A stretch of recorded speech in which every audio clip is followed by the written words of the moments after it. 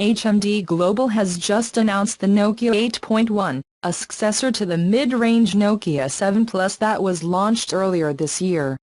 The new phone, to be launched in the United Kingdom and Europe next year on January 14 for £379.99 $399, exchanges the 7 Plus Snapdragon 660 for a Snapdragon 710. And includes a notch and HDR10 support for its resolution screen 2160x1440. Otherwise, the specifications are more or less in line with what you would expect from this price, with 4GB of RAM flanked by 64GB of internal storage expandable up to 400GB through microSD.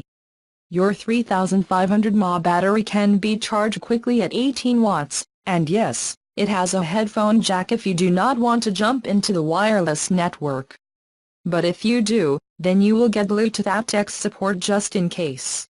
The phone will run Android Pie from the box, and is programmed to be a refreshing stock experience, thanks to Android One. As for the cameras, the Nokia 8.1 has a dual-lens design on the back with its 12MP f/1.8 main camera attached by a second 13MP sensor for portrait shots. On the front, there is a 20MP camera, and once again, Nokia will allow you to take a picture of both cameras simultaneously, thanks to its Spotty function. If you are filming a video, then 4K capture is supported. And there is also built-in optical image stabilizer to make your shots look good and smooth. Trying to figure out exactly where the Nokia 8.1 fits into the HMD smartphone line is a challenge, given the round-trip naming conventions and the fact that many of its phones do not end up in the West.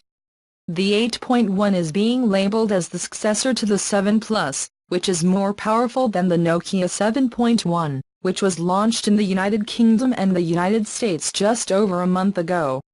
However, the 8.1 is not as powerful as the Nokia 8 last year, which was equipped with the Snapdragon 835 faster,